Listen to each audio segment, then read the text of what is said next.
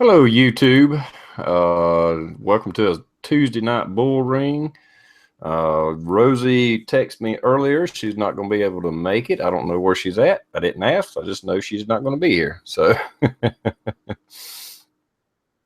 and anyway, hang on. Let me get this thing muted. There we go.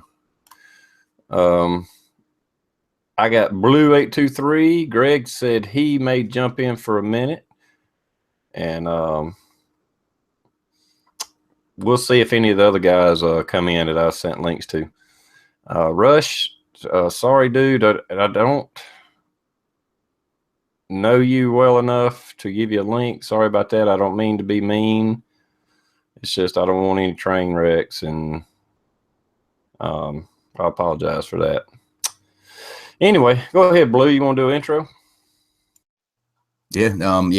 I already pretty much put us, kind of off the rails. So yeah, TR's got to be careful adding new people, because if I'm already putting us off the rail, it could, it could be a devastating train wreck. But no, I've really got nothing going on.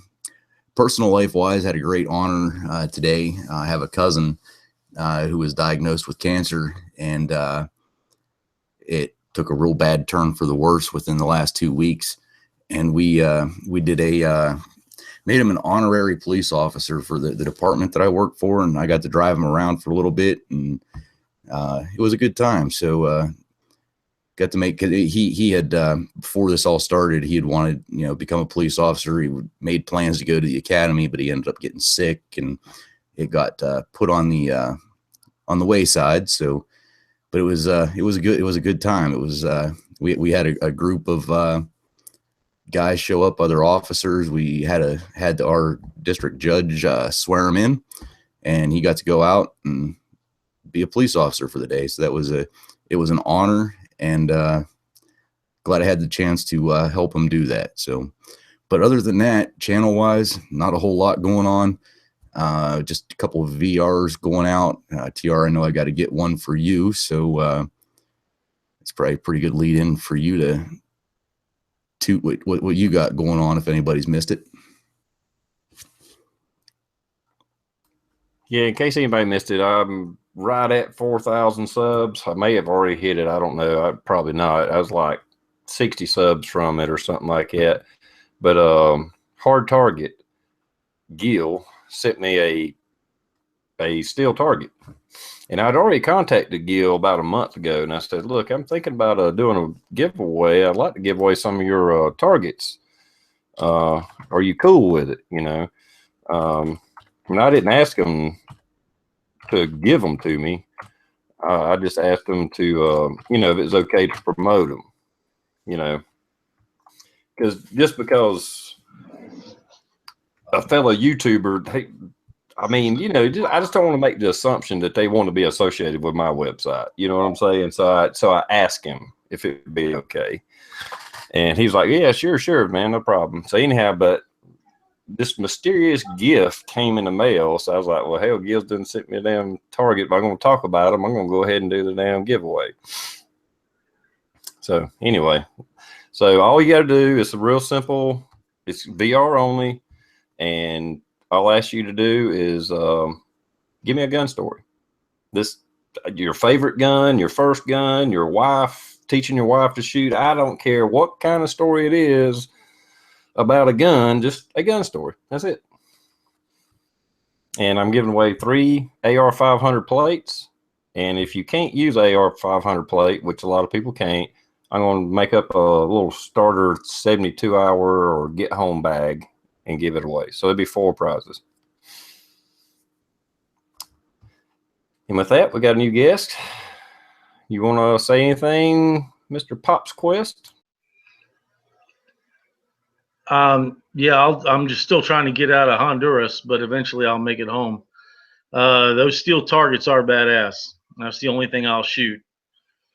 Dealing with the person that owns the business, high quality products. There's several things I look at when I do business, and those are 2 good ones right there. You want to cut out the middleman as much as you can. At least I do. And when you can buy straight from the source and you get such a good quality product, that's the only way to roll, man. Wait till you get down to Farmageddon and see that course. It's gonna blow your mind. It's just badass. The video don't do it justice. He did a great job with them targets. Yeah, I watched his videos and he was talking about how his are not real clean cut. You know, if you want that, you'll have to pay more. Shit, that target looks good, man. It's clean. It's a It looks clean like cut. it looks like it was stamped out of a freaking pattern. I mean, I don't know what he was talking about.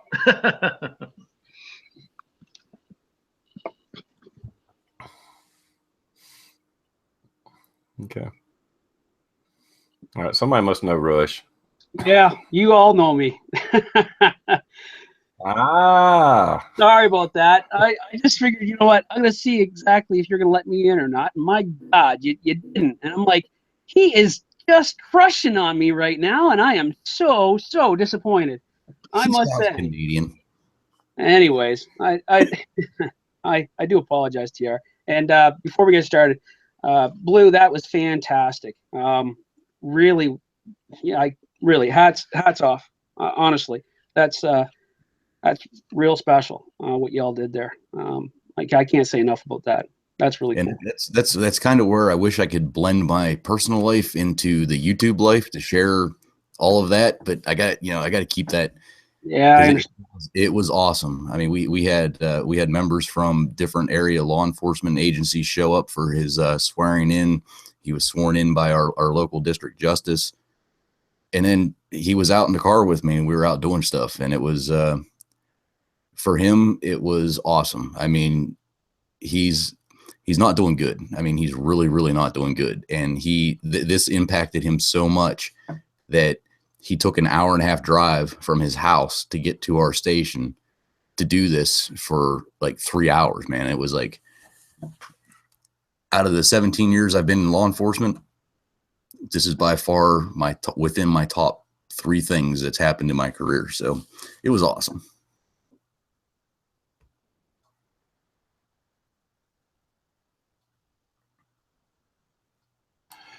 Well, Mr. Rush, aka Luke Banter, aka Awesome, would you like to do an introduction? Well, yeah, you know, I will take an opportunity, certainly. Anyway, most of y'all know, maybe some of you don't know me. Anyway, my name started off in the YouTube world back in, I think it was July 2012. I've been watching YouTube for some time.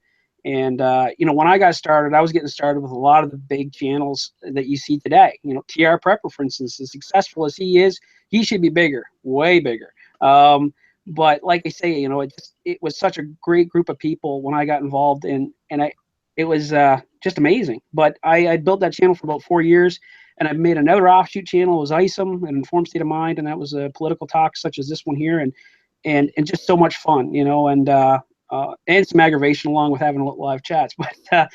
But you know, like I say, it was time to come back after about 1.5 years. My channel, the GB Survival channel that I did build up, was gone, deleted. One day I woke up and I'm like, no, where'd it go? And I had not backed up all my videos. I had no idea, you know, the 1,000 subscribers. Well, who are they all again?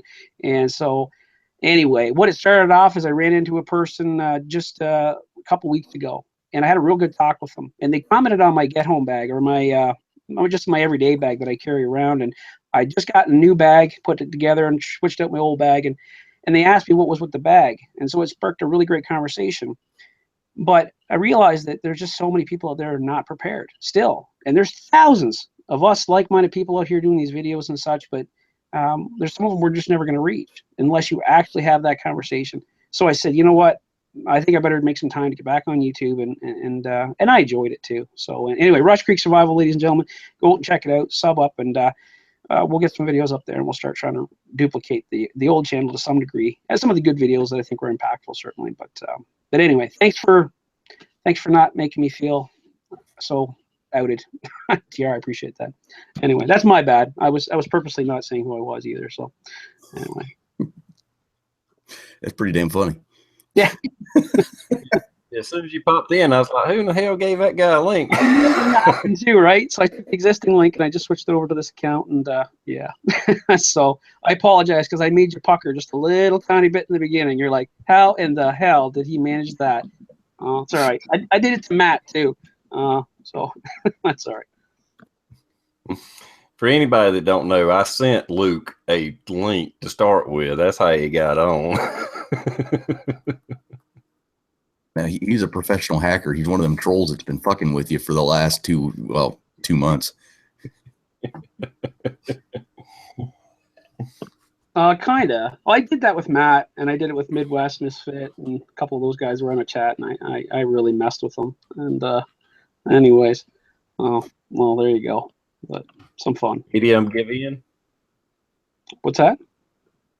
I said, did any of them give in and send you a link? No. As a matter of fact, I had to go back through Google Plus after the chat, and I gave him a link invite, and I started chatting to Matt, and because Matt accepted it, and then Matt just shut up, and then all of a sudden it was blocked, and then I said to this, I said, I'm very disappointed that Matt would block me like that. You know what I mean? And I said, that's not very nice, and I'll remember this. And he's like, who the hell are you?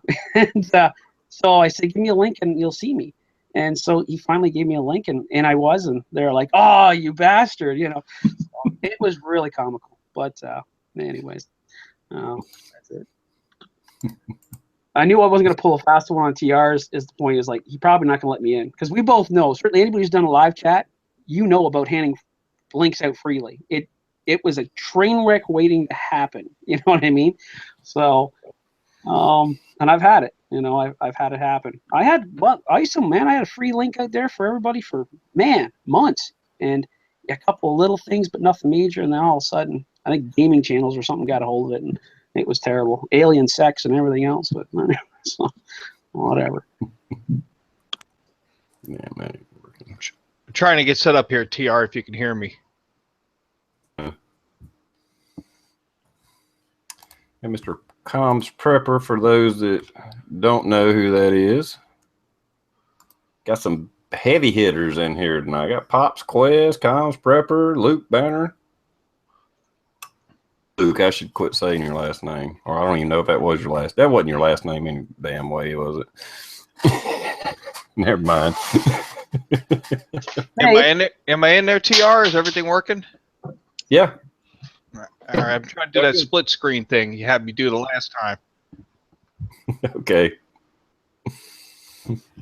Hey, TRprepper, you need some help with the, technology and stuff? I could probably help you out.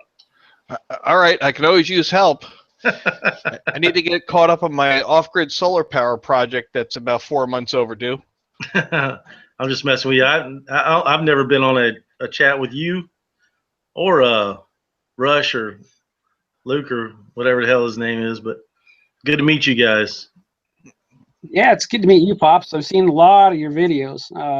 For about a year and a half, I was watching quietly, and I've actually watched quite a few of your videos. So your channel's growing leaps and bounds, I must say. So congratulations to you on that. Fantastic. Appreciate it. I'm just trying to run them off now, but.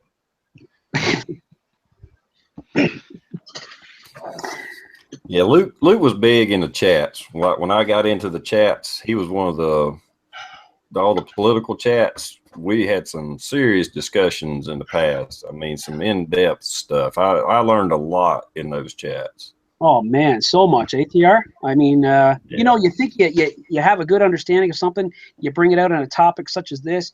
You've got that exterior chat going on, people, adding stuff into it. You've got the internal, and if you thought you knew the answer, this only concreted it a little bit more. It gave you more perspective, and then if you thought you were on the right path, maybe people start leaning towards a different direction, which I thought was just fantastic. And it's kind of like talking about the what ifs, and I think it's invaluable. It really is to make networks and create that dialogue. So, yeah, it's phenomenal. Yeah, the political chats are always tough for me because I never stayed up on things, but I could always at least give my personal, opinion or whatnot. But that's pretty much where it ended for me, Yeah, but even being on there, like I say, you get to put that 2 cents in. You know what I mean? When it comes up, you go, oh yeah, I know what you're talking about there. Or someone says, hey, does anyone else have this problem, or anybody else see it this way? You can say, I kind of see it that way as well. And it just lends credibility to, your ideals on a particular subject, like I said, or blows it right out of the water. You go, damn, back to the drawing board. Yeah. Yeah. Qualify or disqualify. Yeah, absolutely. Yeah, exactly right. And that's important through everything. Just to touch base on what you said, TR. Yeah, officially, Luke. That's my name certainly, and my last name. We talked about that, and it's not exactly right. So on my bag, I'll let y'all know it starts with those 2 letters, but it is in fact banter. No, it's not. And because of the law enforcement background and such, I try to protect my exact location. And I wasn't real good at it in the first 4 years I was at, because I kind of put it out there, and I ended up having a bad guy find me, and that freaked me out. So this time I'm going to be a little bit more careful, just a little bit. So anyway, it's all good. Well, I know you did some moving around. Are you fairly well established where you're at now? Yeah, TR. We just moved back, like I said, Central Ontario, which is just above in Cleveland, Ohio, if you would, to put it in perspective for the people in the United States. And I'm home again. And this is, not directly where we were on our homestead, but we're one step away from being to the desired property. So I'm hoping that we get there shortly, because still don't feel home yet. But enough to say I got some spare time to actually start up a YouTube channel again and have some fun with y'all. So.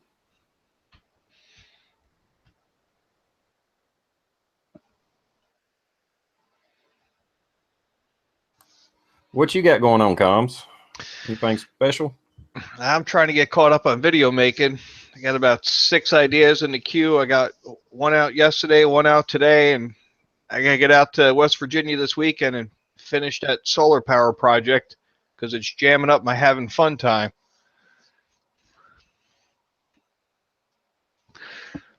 Got to get those batteries moved up into the box, get everything hooked back up, get the ATV back out there. I brought it back to the house in case we got snow, but now that it's here, I know it won't snow. You? Yeah, I'm probably behind on some videos that need to be made. I definitely need to work on my solar setup, but I need to do some moving around of the panels I got, but I'll get to it. Right now, the sun's so low in the horizon, it's not really a big deal. It really ain't going to make much difference, but I need to get everything ready for this spring. That's when I start making power. So, well, last trip I tripped over a 12-pack, so that slid everything on the schedule. that happens a lot to me. It can happen out in West Virginia for sure.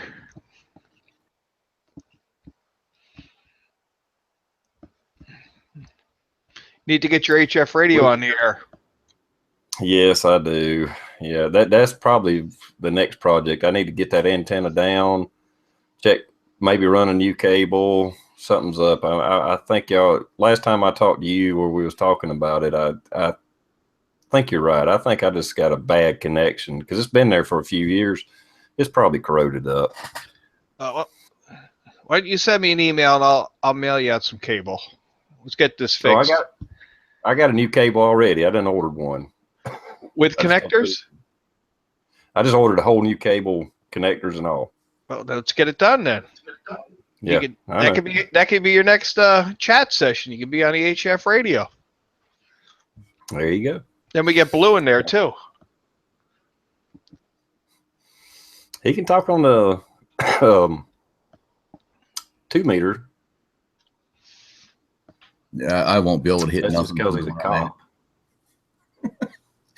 Actually, I probably could get some of the stuff that we have, the base radio and stuff. I could find somebody that knows how to jerry rig stuff, and heck, I could sit at the station and talk to you guys from here. Do you have your ticket, Blue? No, I don't. I still have my books. I've read through them, but they're not putting any classes on local. I've tried and tried, and the last I heard, they're going to try to do one toward the end of spring, beginning of summer, and I'm going to attend it as long as they're actually going to do it.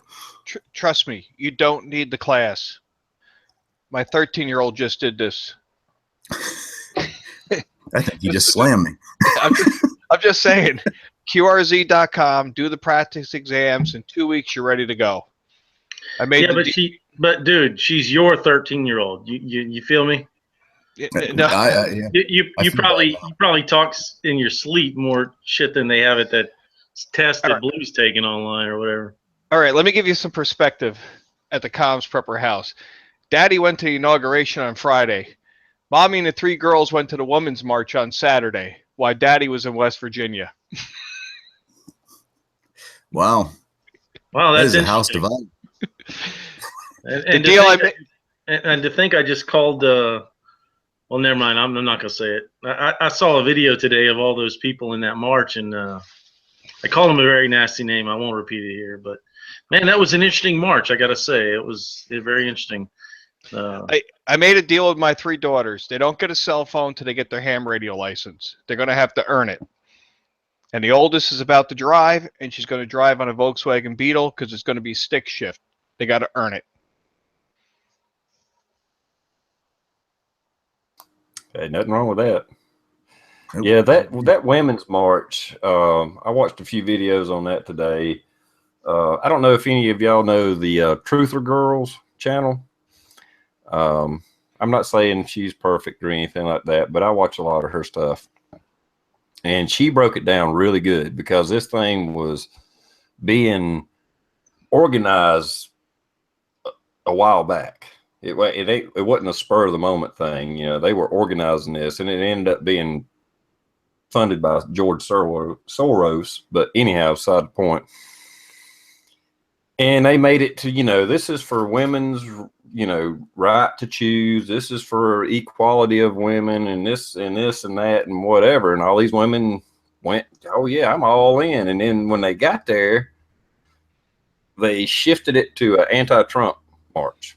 And that's what it became. And they just kind of followed along, and whatever was being chanted, they chanted and just went with it, you know. So it got hijacked. It was a switching bait. What do you call it? Switching bait and switch. Yeah. I don't know if y'all watch High Impact Flicks guy, but he did a really good breakdown on that. 6 minutes, he broke it all down. It started out as the Million Woman March or something like that, and it eventually it was Planned Parenthood and the Sharia law chick that whatever. I'm glad I don't know her name right off the top of my head, but anyway. And those people are all sitting there and smiles and cheering and y'all for everything, and they have no idea what in the hell they're promoting. That's the really sad part.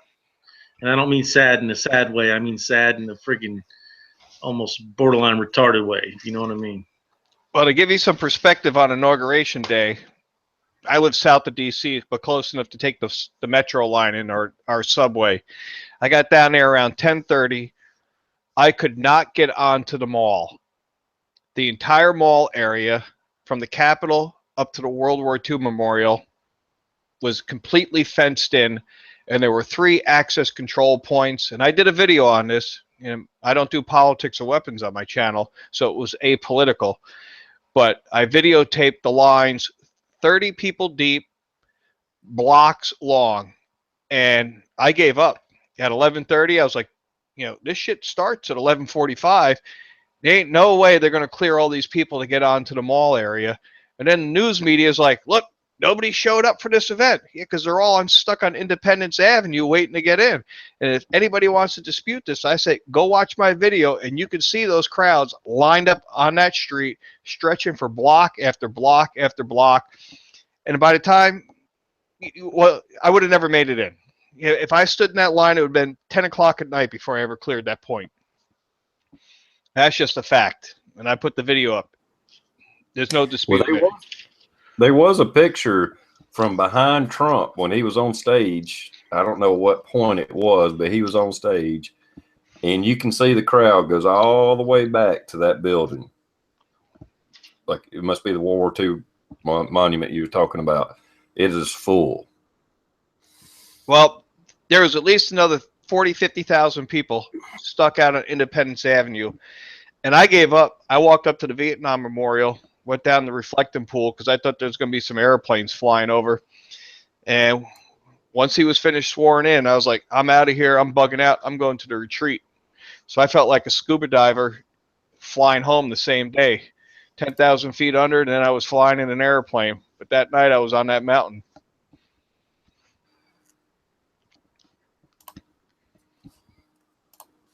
Yeah, there was a crowd there. Did any of y'all see the press conference that they put out Sunday? I think it was Sunday.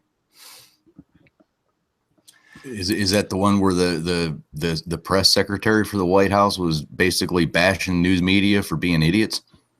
Yep. Yeah, something like For that. 4 minutes. For at least, it was a little bit over 4 minutes straight. Didn't do nothing but blast the media. I was loving it. I was laughing my ass off. Mm-hmm. I listened to the inauguration on the Fox News Sirius thing. I was in the truck heading to the farm, and so I didn't see it live, and I didn't see any news afterwards. I figured, all the aftermath of all the commentary, I don't really care about all that, As long as the sumbitch wasn't gunned down at inauguration, we got a fighting damn chance, CNN wanted to have his ass murdered. Hell, they promoted that shit a couple days ahead of time. They're like, "Oh yeah, well, if somebody was to murder him in Pence, then yeah, Obama could appoint somebody." I mean, what the fuck was that? Yeah, really. I mean, I seen that and I'm thinking, what are they doing? Like, oh man, that was ridiculous.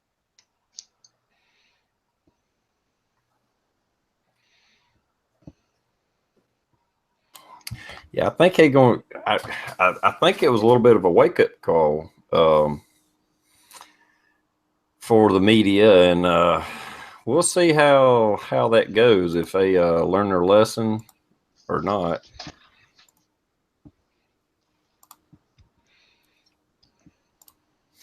Well, I don't think it could have been a better day. I got to go down and watch some of it, and I was at my cabin on the same day. How do you beat that? Yeah, I was kind of right there with you. I listened to it, and then I was at the farm. I spent the day at the second freest place on planet Earth. I'm assuming yours is the first freest place on planet Earth. I'll take the second. I call it FA, Free America. Yeah, I'll take that. Mine will be the what do you call the satellite or the what do you call an off building to a place? Annex. Annex. Yeah, yeah. I'll be the annex. I'm good with that. Sometimes I call it the off-site, but I'd be there. I'd be there every weekend if I was allowed. Oh, I'll make well, if it wasn't already named Farmageddon, I'd name it Freedom's Annex or something like that. That'd be pretty cool. I got to pick my own street name, so I put Go Away Lane up. I'm assuming you couldn't use profanity on that sign, is what I'm assuming. Nah, my neighbor used Don't Stop Drive. I'd be like "F you liberals" court or some shit like that. But no liberals would see it. Yeah, well, you can always take a picture and put it on Facebook. That'd be pretty cool. I mean, the school's got to bring them in to show them to the students. This is what a liberal looks like. Don't get wet. Stay in the damn shallow end. Oh, shit. Yeah, West Virginia is pretty conservative now. Believe it or not, Pops lives probably in the most liberal part of South Carolina. Yeah, that's true. And I still vote in a I mean, I'm all about voter fraud, and let's just get that out there. But I vote in a very liberal voting district that I'm allowed to vote in. I'll leave it at that. But yeah, it's Democrat-run mayors and everything down here on the coast, and but I tell you what, I mean, I think they, because of the area it is, but there's an underlying amount of conservative, values here, and every truck's got a freaking "Don't Tread on Me" flag. I mean, it ain't like freaking San Francisco and nothing. Don't get me wrong. It's just for a very free state. It's where the liberals choose to live, I guess. Maybe down in Beaufort or Myrtle Beach or something because they're implants. I don't know, but yeah, Charleston's pretty loaded.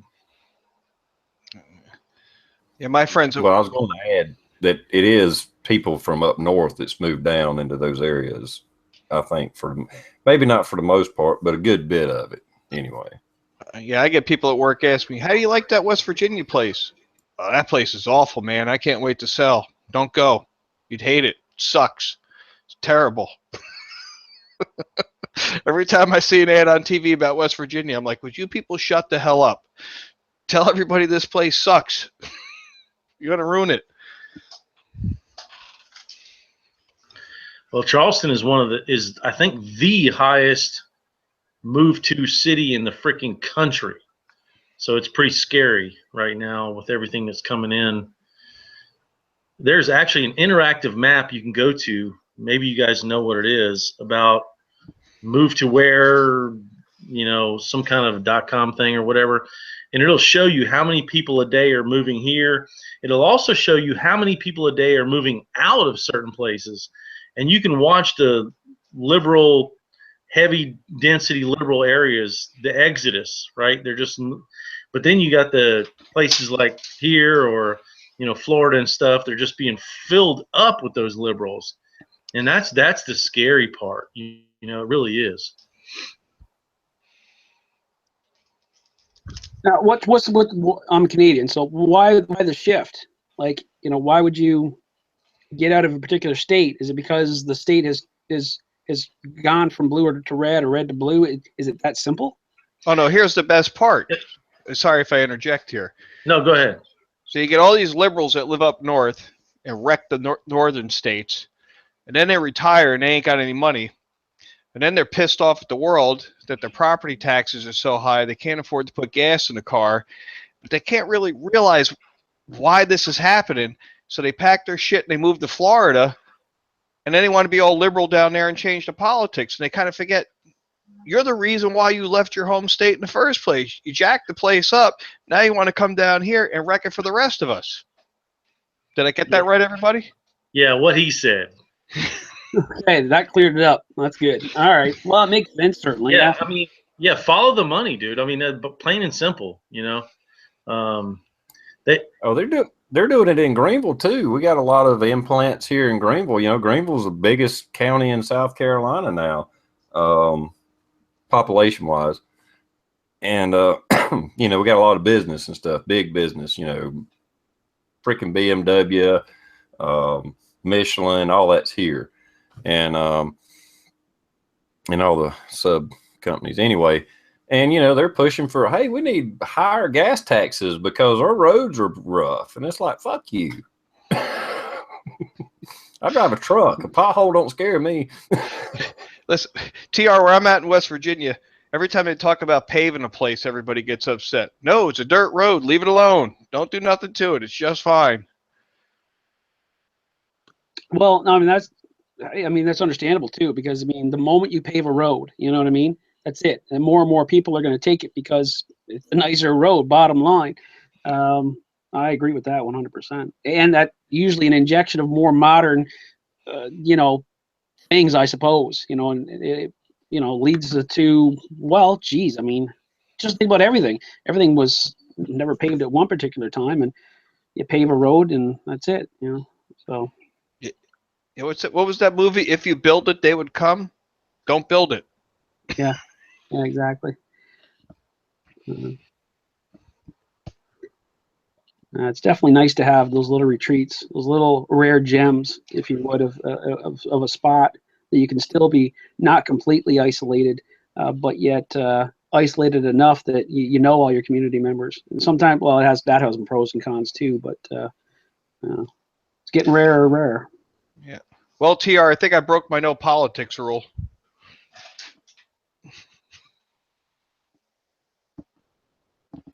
No politics rule. I think you're in the wrong channel then, probably. No, it's one of the things on my YouTube channel. I always say no politics or weapons because I don't want to, I get all sorts of different subs looking for information on communication. So I didn't want to turn anybody off, and I had to get permission from work to do the channel. So they wanted it to be like a happy place. Gotcha.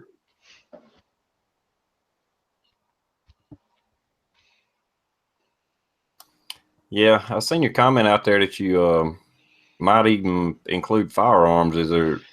You don't have to get into details, but so you might start doing that. If I get permission to go to the cabin this weekend, I will take my Daniel's Defense. Here's some information, and I will do my Let Freedom Ring video for Blue's channel.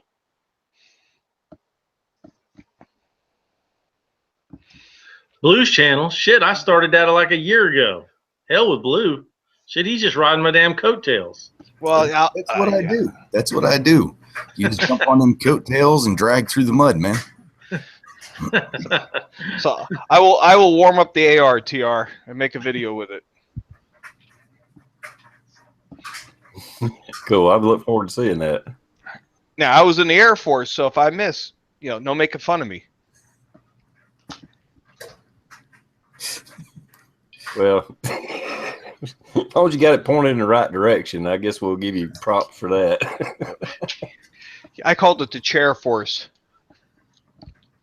What I would actually like to see you do at some point in time, Combs, All right. is take that damn FLIR system that you have and All right. rig something up to where you can see through your AR scope if you have like a red dot or something, and do some throw, like, I don't know, microwave one of them, I don't know, those heat bags, those old time plastic bladders or whatever, or rubber bladders, and heat it up and see it through the night vision through the scope of the AR and do some blasting. All right, so here's what I'll do for you, Blue. I'll boil up some water and put it in some kind of container. The FLIR doesn't mount to the rifle, but I'll set the FLIR up separately to watch the target, and I'll shoot that with the AR. That'll work. And let that hot water blow all over the place. Does that work for you? I think that'd be freaking awesome. Oh, All right. I second that. That would be better part of awesome for sure. All I right. don't think so. Yeah. Blue, you got it. And make sure that through your editing software, you do like the side-by-side so that we see what you're seeing. Like if you could do a GoPro or something off of your rifle and then do the side-by-side with the FLIR. All right.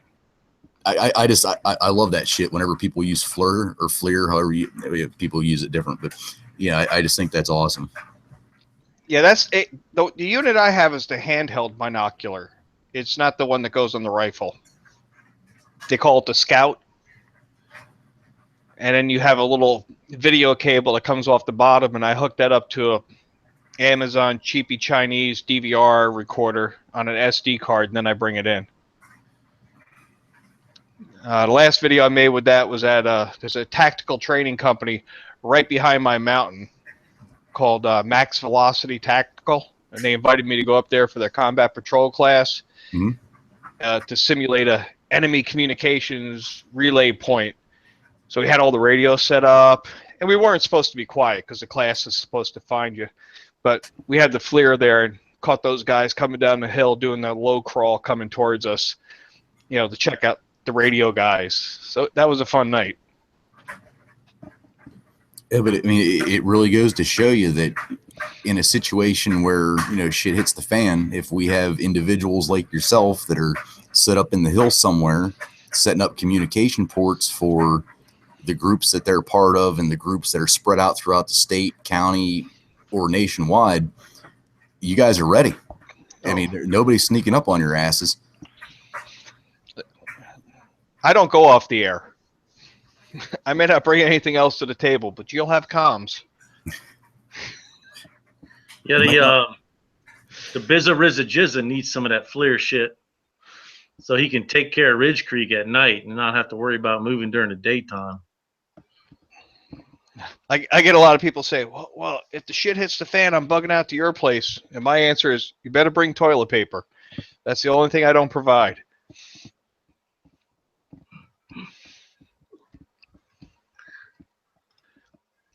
Yeah, you got to wipe your own ass, huh? You drive a hard bargain.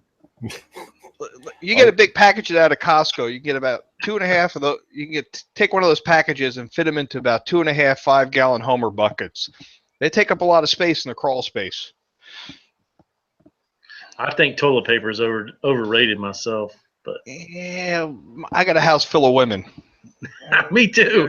There's prepping priorities that can't be skipped. Yeah, house full of women. Enough said. Yeah. Yeah, I can Even just the dog. imagine the shit hitting the fan and Pops takes all his girls to the bug out locations. Like, well, we ain't got no toilet paper. Yeah, that ain't gonna go over good. You might as well buy it. You might as well eat a barrel. You gonna be a miserable son of a bitch. Hey, I got a damn water hose as long as I can pump it out of the ground.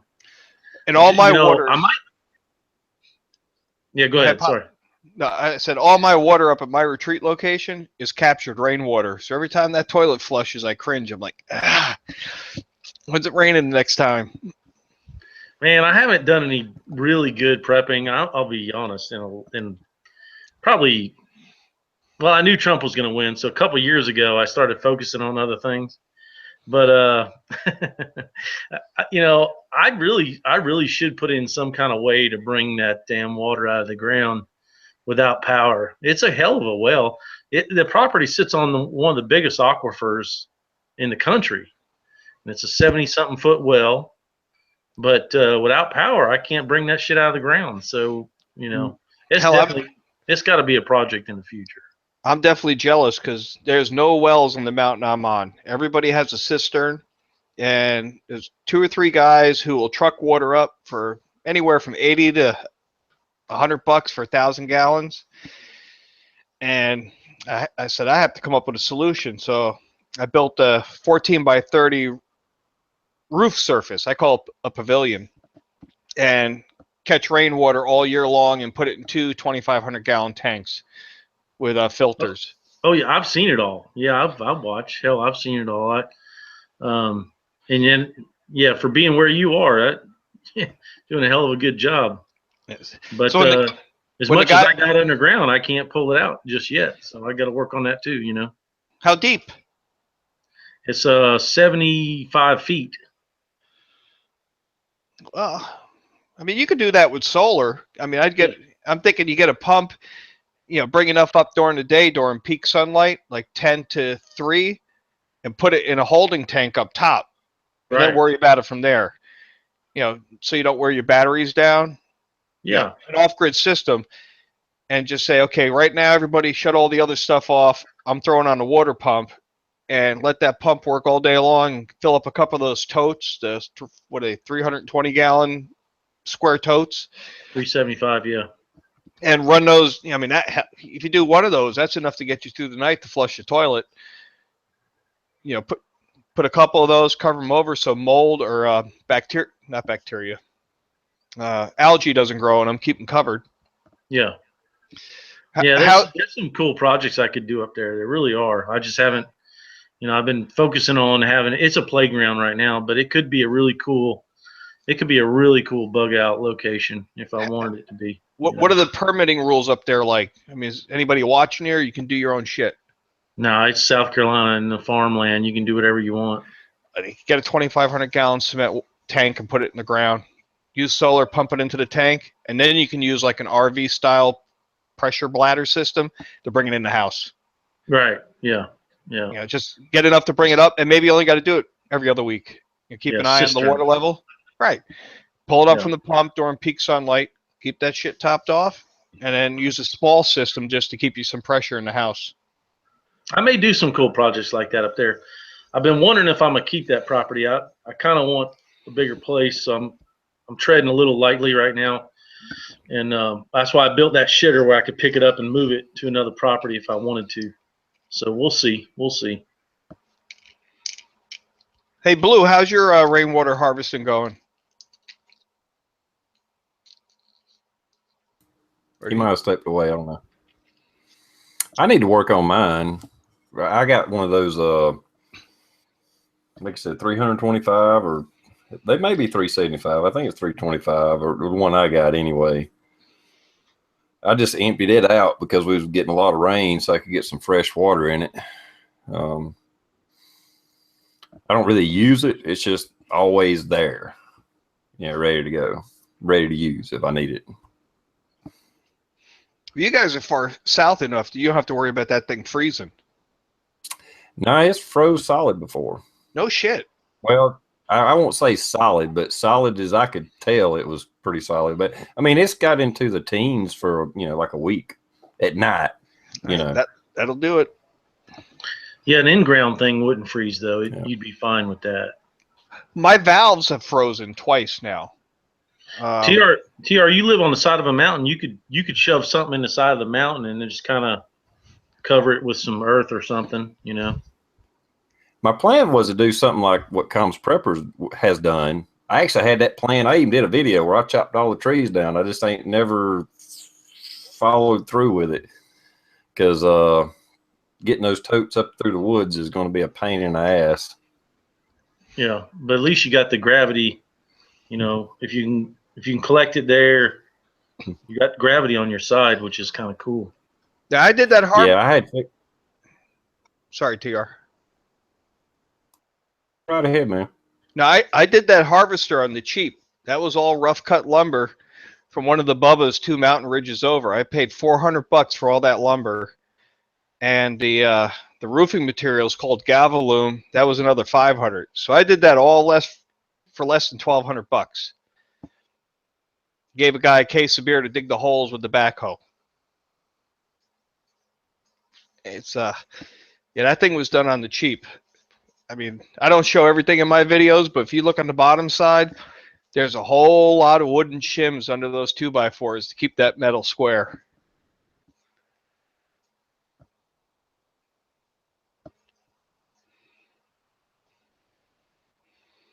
But you're not going to knock it over. Yeah. We did the same thing up at our cabin, and we got blue barrels, and they're just basically on their sides, and they're kind of end to end, if you would. All the eaves troughs run into it. We got leaf catchers on there, and it's pretty decent, except the sediment that ends up coming in the barrels after a year is something I gotta have to figure out a little bit better. Doesn't really seem to matter what we use to try to separate that. It just either it plugs up, or then it's not efficient no more, or the water coming out. Well, that's not a problem, but because all the sediment certainly goes to the bottom. But it's, I don't know. It's a system that, like I said, it works, but you got to maintain the barrels for sure. If you're going to do rainwater collection, definitely look at Rusco, RUSCO spin down filters. RUSCO, and you can find them on the Amazon, and they have different diameters. I went with a 2-inch diameter because I wanted to keep the flow up. But if you're on site once a week or every other week, you can get by with an inch and a half, even with the plastic cartridge. Come out of the gutters, go to the spin down filter. Worst thing that happens is the filter plugs up and the water overflows in the gutter.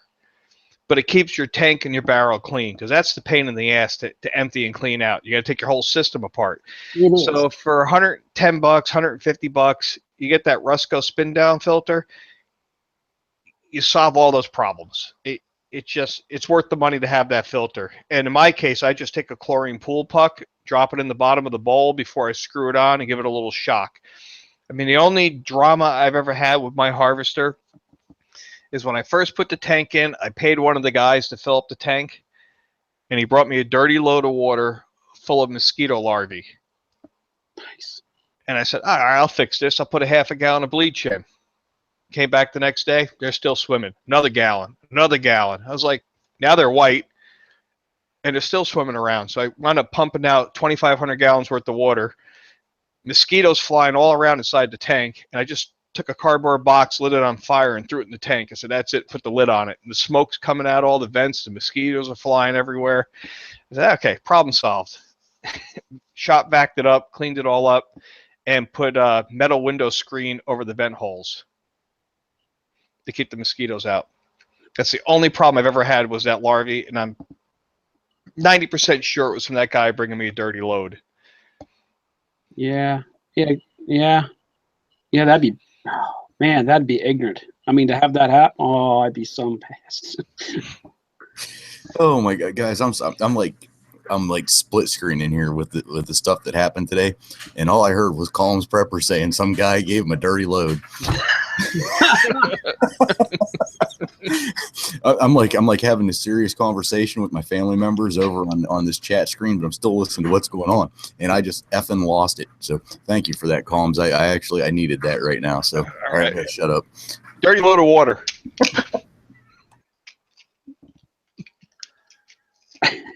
Yeah, I think you could have thrown enough shock in there to cure that problem. But you know, I don't know how many gallons. I think they say I got a pool in there. Like, how many gallons was it? 2,500 gallons, and I put 2 gallons of bleach in it, and it didn't work. Yeah, 2 gallons of bleach is like a quarter teaspoon of actual shock or something like that. But or maybe half teaspoon or something like that. But they say a 3-inch puck for 7,000. Yes, is it 7,000? I think 7,000 or 5,000 per 5,000 or 7,000 gallons every 3 days. You need a lot. You need a whole lot to. Pops, that bleach was so strong. When I took the shower the next day, the color of the shower curtain changed colors to white. I mean, you could smell the bleach throughout the house. Yeah, but I think, well, I don't know, because see, bleach ain't that strong when it comes to when you dilute it. It really isn't. The local farmer told me to put a cup of oil on the vegetable oil on this, dump it in there after the fact. He said you put a cup of oil on it, the oil floats on the surface, the larvae comes up and it gets killed. That's why you got to talk to the locals, man. Yeah, that's cool. I don't understand what they say half the time, but he's like, just get a cup of motor oil, put it in there to be fine. All that shit will come to the top and get stuck. And the oil floats on the surface. Can you draw me a picture? Right.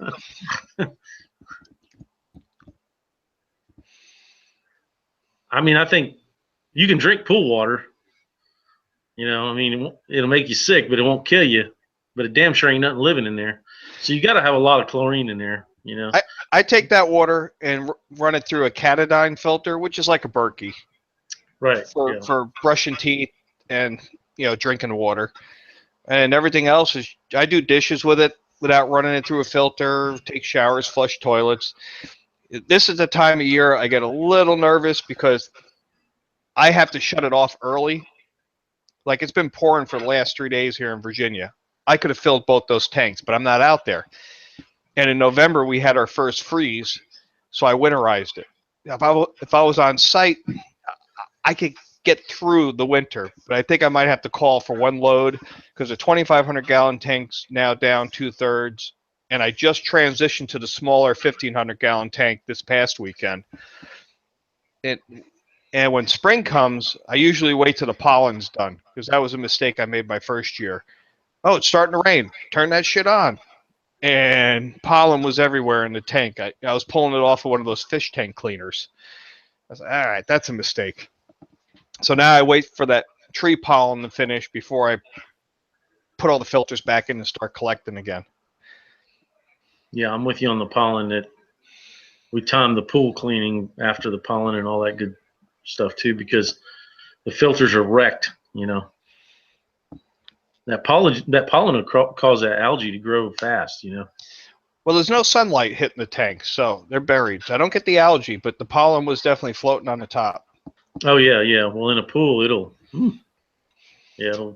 kick it off. I mean, the only real thing that makes me nervous up there is once it was all built, the neighbors came along and said, "Man, Hank, that's really nice. Very cool. You put those gutters at urinal height." It's like, oh, you bastards.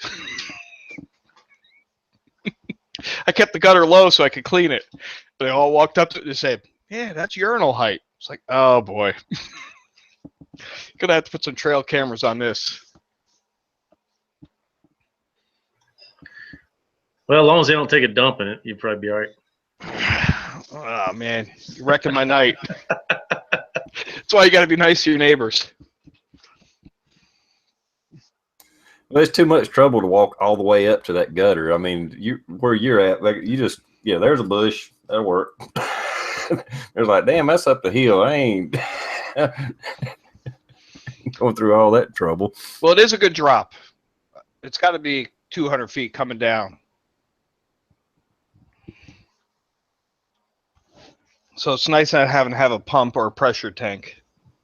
Yeah, that's what I really need to get off my ass and do that this year, this spring or something. I already got the totes. I got 4 totes. I have over 1,000 gallons. I mean, I know that's not as much as you got, but I just use my phone and the GPS to figure out the altitude and stuff, what kind of drop I would have.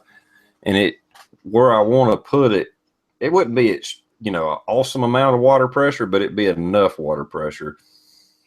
It seemed like I figured up it would be, I don't know, it's like an 80 or 90 foot drop or something like that. So it was like going to be 12, 15 PSI. Yeah, it's not a lot, but it's enough that if you turn the faucet on, water would come out of it, enough to fill up a toilet, I got a septic tank, so I ain't got to worry about sewage. And then put a little roof over it like I got? Mm-hmm. I want to do the same thing. I actually had that idea and already cut down the trees, and then I seen your video and you done it. It was like 2 years ago, and I still hadn't got it finished. I can't take credit for that. There was a Canadian guy who, and I copied most of it off of his video. It's his channel's called Marker Buoy, like a boat buoy, and he built a very similar system in Canada. The only thing his system doesn't have is that first flush. But that's where I got the idea for the Rusco spin down filter, the metal roof, coming down, gravity in, filling a tank and then bringing the tank down, gravity fed into the house. So I definitely copied that system. Now, mine's a little bigger because I'm not out there all the time. I mean, if you live there or you're on site, you can keep up on that stuff, but sometimes it's a month before I get out there. Yeah, I'm sure that's not the first time that's been done. I just remember watching your video and I was like, damn it, that's what I was going to do. But I can't say nothing because, hell, I still ain't done it. Now I feel bad, TR. Want me to take it down? No, that's okay. Just leave it up. My first water solution, y'all know we bug out to the shop. Y'all seen me camping in there last hurricane, I mean, my shop is north of the coast, so that literally is our bug out location for certain things. And that's, I got 13,000 square feet of metal roof. So I put in that water catchment there, and I put in I think it was 6 of those totes, and it rained one day, and they're like for half an hour, and they're all overflowing.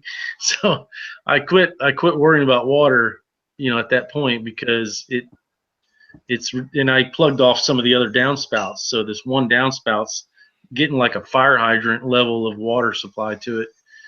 And but the farm is a whole different deal. There's no rainwater catchment at all. So yeah, no. So now a different chapter in the water. If I lived there full time, I wouldn't have the first flush. Yeah, I'd sit in the cabin, wait for it to rain for 10, 15 minutes, hop in the 4-wheeler, go up and turn it on. Because, that's enough to rinse the roof off, get the bird shit off, the dust, the road debris. So it's a whole different animal if you're on site and you can keep up with it. You're like, oh, it's going to rain tomorrow. All right. Oh, okay, 20 minutes. All right, let me go turn it on and start catching. But I'm sitting 100 miles away. It's raining. All right, that's why I need that first flush system.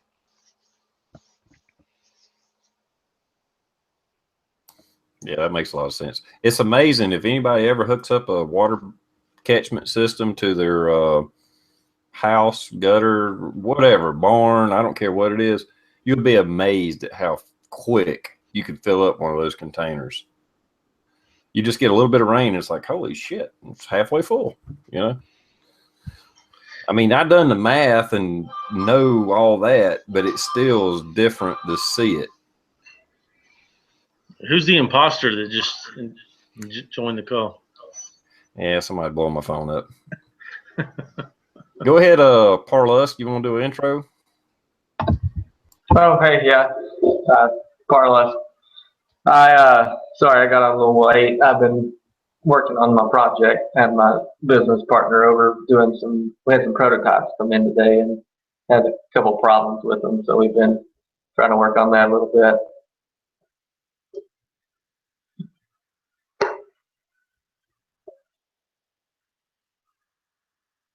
Can you all hear me? Yeah, I heard you. Okay. I'm sorry. Yeah, for anybody don't know Parlusk, damn, another damn heavy hitter. I get these heavy hitters in here. Big channels. Well, compared to me and Blue, anyway.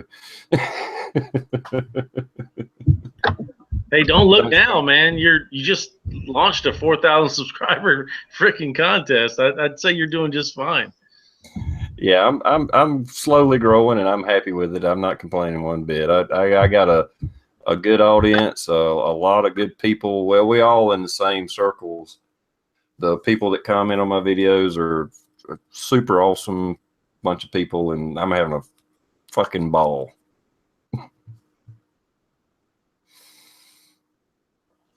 Yeah, but I'm having no luck because I don't think I can get in on your contest because I'm Canadian, and I got a small channel. Jeez, I don't even got 60 subscribers. So I just appreciate you giving me a shot at just, you know, coming in here and talking with you big league guys. I appreciate that. There. Yeah, it sucks your channel got took down for whatever reason. Yeah. Anyway, sorry. I don't know. That sucks. No, yeah, it does suck, but man, no apologies necessary. Hey, you know what? The guy who claims that he's a damn good prepper and a very prepared-minded individual didn't back up any of his YouTube stuff. Man, well, that's it. Now, what a slap to the ego, right? Hey, don't feel bad. I got nothing backed up. Yeah, I got some just because of how I've edited them in a file, but I don't have near all mine either. So. Oh, well, that But does my make videos for the first 2 years were horrible. I look back and watch them now. I'm like, oh man, I put that shit up.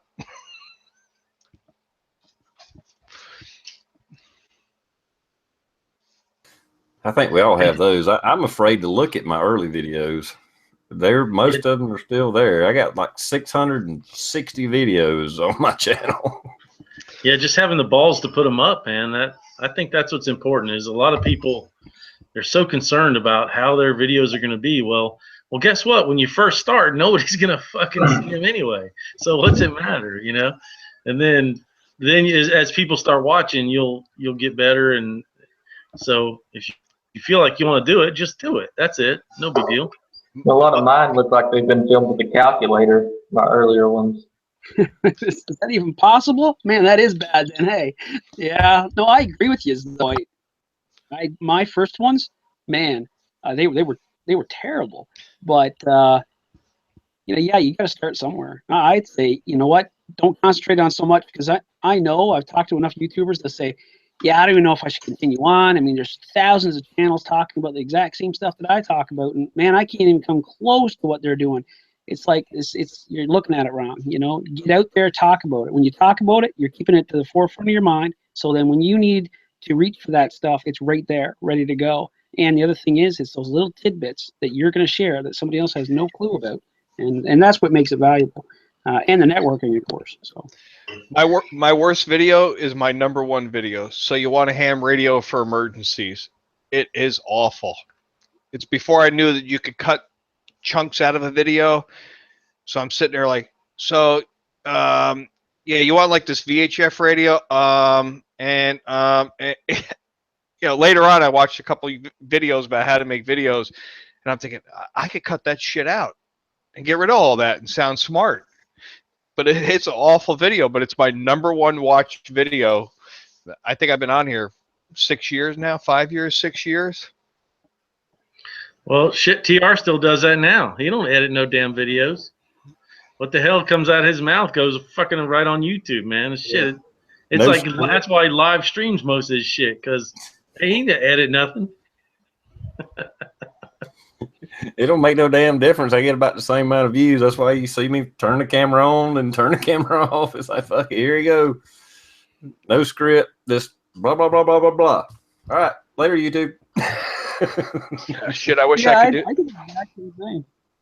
For sure. I did with all my videos for, man, a long time. And then I discovered editing. I discovered better cameras and all this other stuff. And then I started playing with it. And I had a lot of fun with doing that. Don't get me wrong. But I still do it in one take for the most part. I just kind of put it out there. And normally I'm talking about something I know a little bit about. So it's not that big of a deal. That's why I was kind of shocked when Tom said that he kind of spitted and sputtered about, you're probably thinking about the video too much and not enough about the information, But my kids say you should do bloopers. So it's like, no, because it'd be rated R.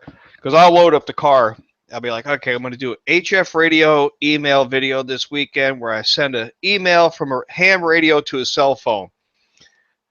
And that's the whole purpose of the trip. Take an hour off early vacation from work, load up the truck, stop at 7-Eleven, get a big gulp, get out, get some Michelob Ultralights, get up there, start a fire, get everything set up. And I left 2 cables back at the house. Just drove 2 hours. And that's when I start throwing shit. It like ruins the whole... you're working through the video and you're like, I don't have this cable. Or like it wrecks the whole thing. That kind of stuff I can't put on the channel. That would suck. Yeah. It happens more than you think, TR. More, you get with the FLIR videos. One weekend I got out there, left all the SD cards home in the computer. So there's like 500 deer in the front yard. I'm like, oh shit, this is gonna be a great FLIR video. Get the tripod set up. I don't have an SD card. I'm in the middle of the mountains of West Virginia. Can't go buy one. She's like, shit. The whole purpose of driving out here is to make this video, and I left something back at home. I did the exact same thing on that, what it sounds like to get shot at with the suppressor video. Like I didn't have a lot of time because it gets dark at like 2 o'clock here. And I got all my shit together and went up to where we shoot at, which is like 10 minutes away, and got all the way up and get ready to get dark. And I set the tripod up, got all my angles right and turned it on, and my camera said no SD card. So luckily, a buddy of mine lives up there, and I stole his SD card out of his game camera, used it, and then come back home, offloaded it, and took his game camera card back. That's a good idea. That's cool. Yeah. 2 years ago, I went out to West Virginia for opening day, grabbed the rifle case out of the safe, get up to the mountain, open up the case. It was the Ruger 1022. I got the wrong damn case. I mean, I've left ammo at the house with trying to make a gun video, so I can feel that. I think it happens to you. You overplan. You got the tannerite, you got the rifle, you got the camera, you ain't got no damn ammo. I was like, what the, what are you doing, Now that's a video I want to make. I want to take a Baofeng radio, put in half a pound of tannerite, and say, this is what I think of Baofengs.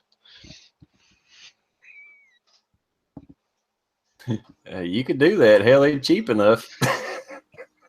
You should duct tape 4 of them around. Come to Farmageddon, I'll do it for you. Well, I ain't gonna throw away $30, but I'll throw away 10. I can't stand those Baofeng Ocean radios. There's a lot of people that use them things though. What's the I don't want the drug out. I want the Reader's Digest version. But what the hell's so wrong with them? I don't know none of them, so you can hurt my feelings. I mean, okay, I know I'm a little off topic. Well, not off topic, but I'm off topic. It's tannerite. Okay, explain to me what the similarity would be. A little camp propane tank. Would that be similar if you hit that with a round? As far as a bang. If you lit a campfire and put a couple pound propane tank in front of it and shot it, and then I think Blue was telling me they did that at one of his things. That's a pretty big explosion, but that creates a fireball. Whereas tannerite is more like a grenade. There's no flame. It's just a boom, Right. Yeah, with the propane tank, we freaking taped flares all over the goddamn thing, shot it, and it didn't do anything. I mean, and we shot it a lot. You could hear it whistling. But with the 223, the holes were so small, it wasn't like you hit it and all the air was like making it flip or do nothing. It was just, doing that with the flares all around it. It actually, ours never caught. Somebody was telling me how they, no, that was my buddy in Atlanta. They actually built a campfire behind a 5-pound propane tank. So you got this fire going. And then you got the propane tank, and then you shoot it with like a 308, and it blows the tank up. And of course, the fire behind it ignites. I'm thinking about doing this maybe at Farmageddon. Big fireball at night, just like it, just freaking huge fireball. You know. You have to shoot it with something big enough to compromise the integrity of the tank, because if you just shoot it with a hole, it'll just blow out. I got a call probably about 2 years ago from a guy that lives in the next city over, and he's like, "You need to come down here." He said, "There's something weird going on." And what it was is Suburban Propane had contracted these guys to get rid of all their old tanks. So usually what you do is you flare it off. You have a flaring kit that you hook to it, and you pull off the vapor side or the liquid side of the propane, and you burn it all off. And then you take the valves off and you put water in it, and you purge all the water out with the gas and all that. This guy was from Kentucky, and he had a 5-foot cutting torch and a welder's helmet. And he would go over to the propane tanks with the torch and cut a hole in the top of the propane tanks. And these are like 550, 1,000 gallon propane tanks. And like he would cut a hole in it, and it would just go, and then he would just cut the whole top off of it, and the top would drop down in it. And he had like 4 weld masks that was just totally melted. And we went down, and I told him, I said, "I can't tell you to stop." But my father, he showed up, and he does the same thing I do. And he said, "No," he said, "absolutely not." And the guy's like, "We do this all the time in West Virginia." He said, "I don't care where you do it at, you're not doing it here. Because if you take an old tank and say like the bottom's almost rusted out of it, and you cut the top, and it what they call a levee, it expands, and then that bottom blows out. As soon as the right mixture of air and oxygen, as soon as you get the right mixture of air and oxygen, when you hit your lower explosive level of propane, I mean, it's just gonna explode." But that guy was over there just like cutting the tops off. I mean, some of these were like half full. But with Tannerite's a binary explosive, and it's actually ammonium nitrate and iron filings, iron or aluminum filings. I think it might be aluminum powder, ammonium nitrate and aluminum powder. Yeah. And I mean, you can buy aluminum powder off eBay and go to your local farm store and buy a 50-pound bag of ammonium nitrate and mix it yourself. And it's legal to do that. You just can't mix it and transport it. But they're making a ton of money off those binary explosives. Yeah, I ordered a box of aluminum powder offline from a pyrotechnics company. It's got to be dark aluminum powder. Well, it doesn't have to be, but it's better if it is. And it's one teaspoon of that per pound of ammonium nitrate, and you're done. But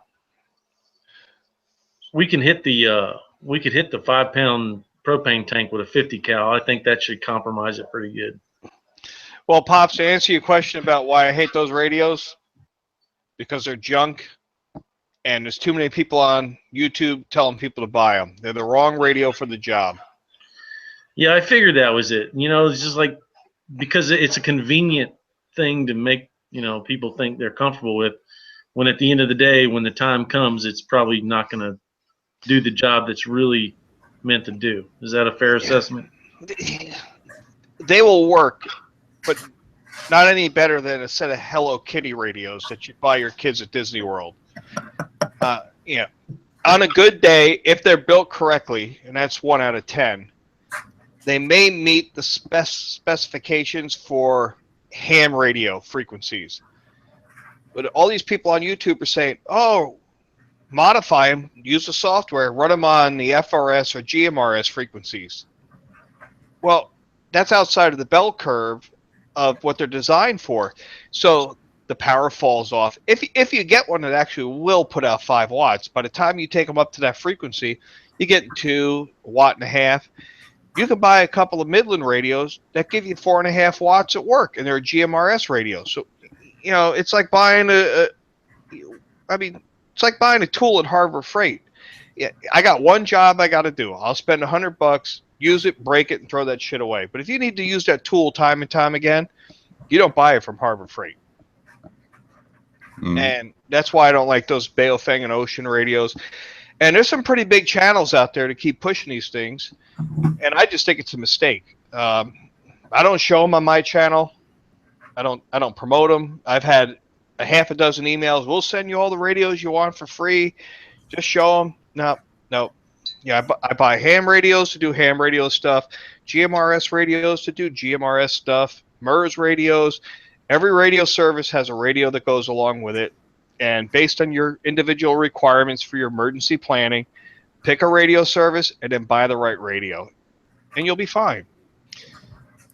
And I'm not a radio guy by any means, but I'll agree with TRprepper on this, because with the portables that we have for work versus the Baofeng, if you're looking for basically a scanner to where you can listen, they work great.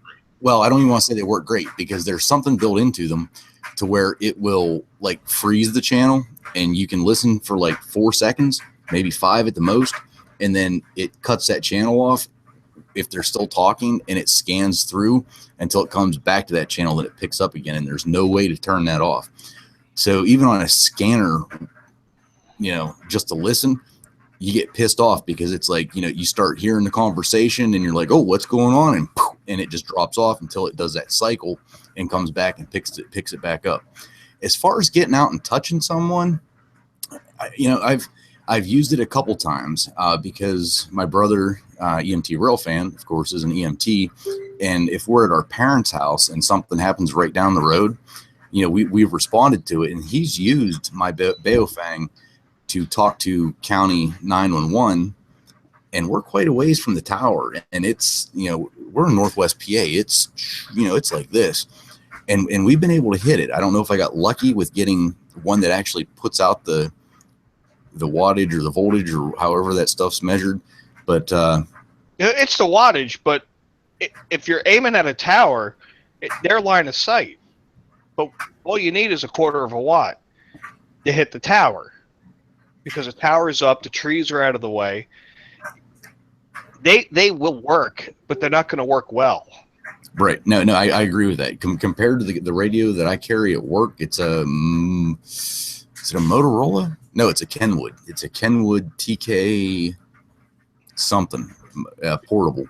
That bitch, that'll reach out and touch someone. Right. When I did the chat with you and TR, this is what stuns me with preppers. And sorry, TR, if I rehash something that we covered like 6 months ago. And this is a good example. I went out to that tactical training center as a guest, Max Velocity Tactical. These guys are paying $800 to take a class. They're taking 4 or 5 days off from work, renting a hotel room, paying $800 a class, probably another $800 to meet the round count when they show up. They've got the Daniels Defense M4, the ACOG, the Co-Witness PVS-14, the chest rig, the combat load of ammo, the 480 rounds with all the tactical shit. I mean, these guys are better equipped than some guys going overseas to fight. So they got deep pockets and big checkbooks. And this is a big deal. I mean, they made an investment in taking this class. And they got a Baofeng radio. And I just shake my head. You got $2,800 on your rifle, and you bought a $25 radio off of eBay? Really? And I mean, you probably spent more on your plate carrier, not counting the plates. Why go cheap on the communications piece? For $60 you can get a radio that actually work well and not fail you. Yeah, you convinced me. You made that argument, and I was like, he's fucking right. I cannot deny that. I'm spending all this money on guns, ammo, and all this other shit, plate carrier, and then I got a $30 radio, and I was like, okay. So I went and bought me the one you suggested. I think it's a Kenwood. Yaesu FT60R. Yeah. Yeah, I'm that guy too. So, all right. Is there any situation you think it would be okay to buy one? Never. I'm not a big radio guy, but I got my county radio. It's a ICOM, and I got a Motorola, all portables. But I bought like 3 or 4 Baofengs and put them in a Faraday cage box. Yeah. Okay, let me ask you a different question. Would you buy an expired condom? No, but I don't want to Okay, buy. there we go. I don't want to buy $500 or $600 in radios that I'm probably never going to use and put them in a Faraday cage. So that if something were to happen, I got $1,000 worth of radios that I never get out. I didn't say But $1,000 worth of radios. yeah, but if I buy enough for my family, you're looking at 8 or 9 radios just to put in a Faraday cage. You can get a Yaesu, a quality ham radio for $110, $15. That will always work. Always work. But you're looking at $900 versus $200 on something that probably will never happen, like an EMP. But they probably won't last 2 weeks either. Yeah, but can I stop for a minute? Can I stop y'all for a minute? What is the price of the Yaesu? What's the price tag of that? The one I recommended for TR? Yeah, whatever you're saying is better than the Baofeng bullshit one. Couple of weeks ago, TR had a good chat going here online, and everybody started doing a giveaway. And I gave away a set of Midland radios that are 5-watt radios with charging cradles specifically designed for GMRS and FRS. $80.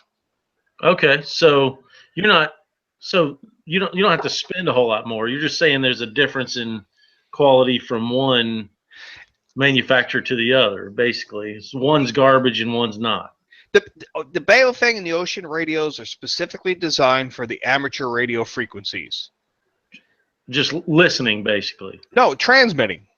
They're designed to operate in the amateur radio VHF and UHF bands. And that's all VHF. that. Okay, yeah. Okay. Because they're dual band, 144 to 148. As soon as you push them outside of that bell curve, like from MERS 151, receive sensitivity drops in the toilet, power out drops into the toilet. The antennas aren't cut for them, so the reflected power coming back from the antenna is power you're not sending out because the antenna's cut for ham radio frequencies. So you got all these guys taking these really cheap ham radios and forcing them to work in radio frequencies they're not designed for. And then they wonder why they get poor performance or they fail. When for equal or a little bit more, and sometimes a little bit less money, you can buy a radio designed for the radio frequencies you want to use. Right. Yeah, going right back to what you said, buy the radio for the purpose you're going to use it for, and then you'll be better off, I guess. What if you're just using the Baofeng for ham radio frequencies, like just to listen in? They're fine. The receivers on the Baofengs are fine. They're good receivers. So I didn't buy mine to use GMRS or whatever. I bought them and they're programmed with all the local repeaters. All right. So everybody in your family has a radio license. Everybody in my group does, yes. Okay, then they should work okay. The quality isn't there, but if they all got the ham radio license and they're operating the ham radio frequencies, they do okay. But that's not what preppers do with those radios. The majority of them. They put GMRS and the other frequency they're not supposed to have and go mess with people at Walmart. I have Motorola's, just the family. Like if you're on the side of a ski mountain, or we use them at the farm, or if we're tailgating each other, we have radios in each car. Those are the most convenient things on the planet. And they don't do nothing but communicate. My wife can be 3 miles down the road and have made a turn, and even though they're 35-mile-an-hour radios, which they'll never do, a few miles down the road, we can still talk. Midland came out with a radio called the Micro Mobile, and I've done several videos on this, which is the first 5-watt radio with an external antenna, a little bit bigger than a pack of cigarettes. Bill at Hardin Power Systems built a really nice ammo can case to put the radio in with batteries and chargers. Nice little package. Midland's getting ready to release this month a new 15-watt version and a 45-watt version of that radio in GMRS. That will be the perfect prepper radio. With an external antenna, you put an antenna up 20, 30 feet outside of a house, you will do quite fine 5-6 miles. That's perfect for a prepper group that doesn't have ham radio licenses and don't want to spend a lot of money. And those radios are designed to do exactly that. And I'm not a Midland salesman, but Midland makes the radio for those frequencies. They're the ones doing it. So get it.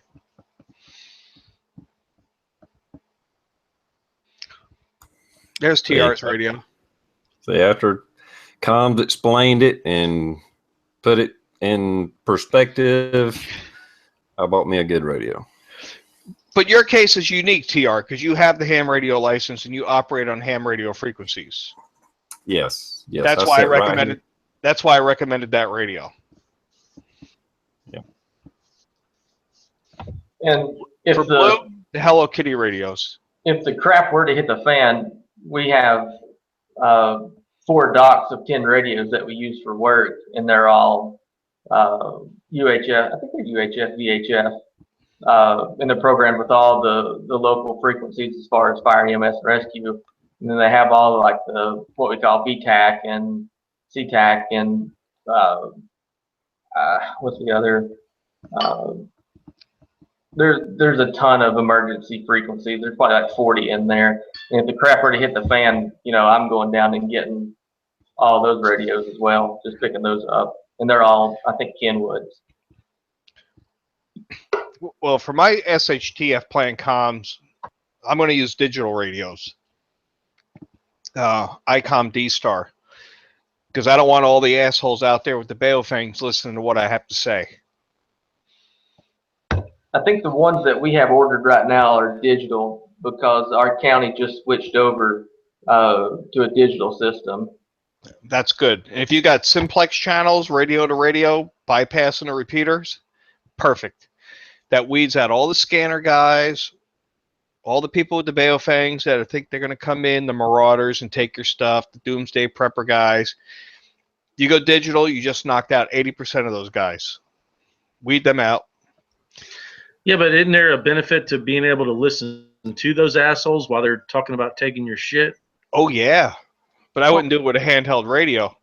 Well, you got to prepare for that too, right? It's enough to want to listen. You want to listen to as many different. Yeah. So, like scanners, I guess, are good, and scanners are good. I got a unit called a Signal Hound Spectrum Analyzer that allows me to look at the whole spectrum. Was that to come with the plutonium 238 freaking space modulator on it? Almost. I mean, it wasn't cheap, but I could sit up at my retreat location, and you're not going to get within 10 miles of my location, talk on a cell phone, talk on a radio, hit a push to talk on anything without me knowing it. And he's got some cool tools.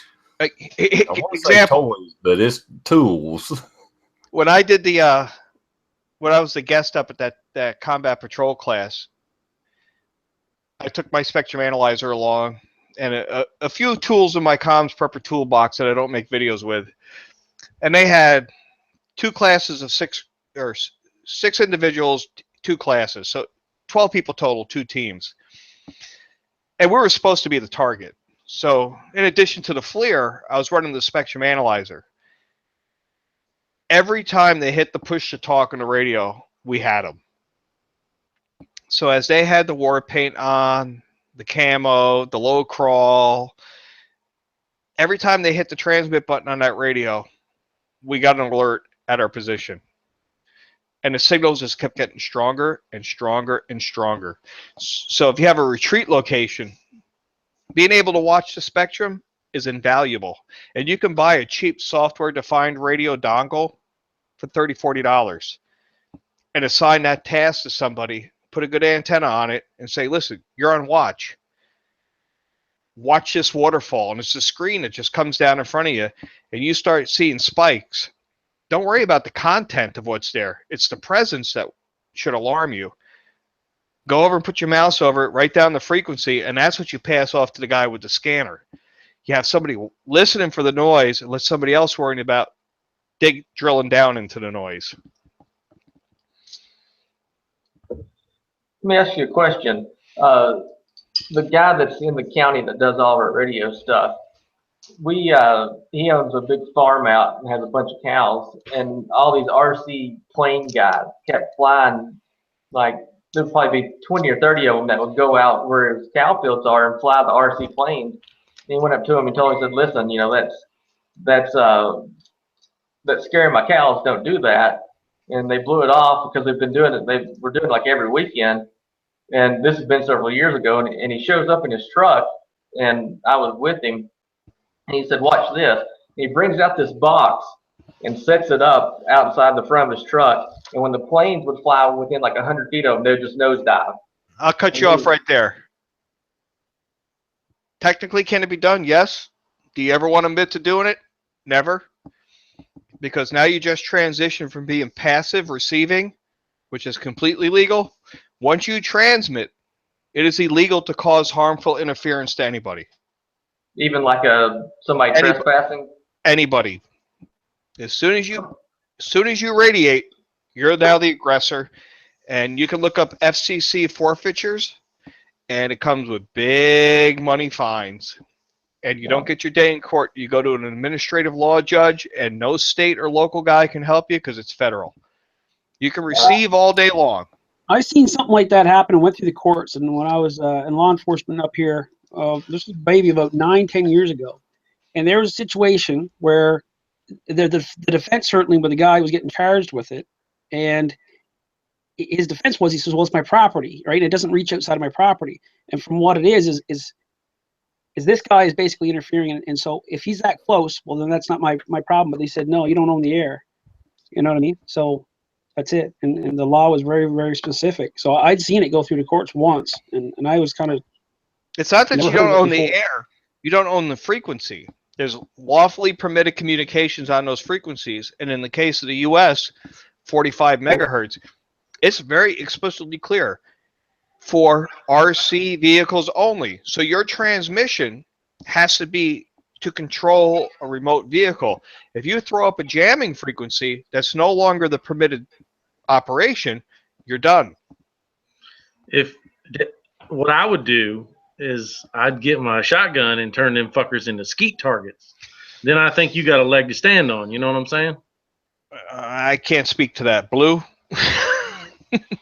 Hey, you know, if they're damaging if they're interfering with your animals, livestock, or whatever, and they're over your property, shit, take them out, you know? Well, for example, I live in Fairfax County, Virginia. They only allow bow hunting here. And it's a very liberal county, like 99.9%. Yeah, my brother used to live in there. I'm very familiar with it. But they do have a bow hunting program in the county parks.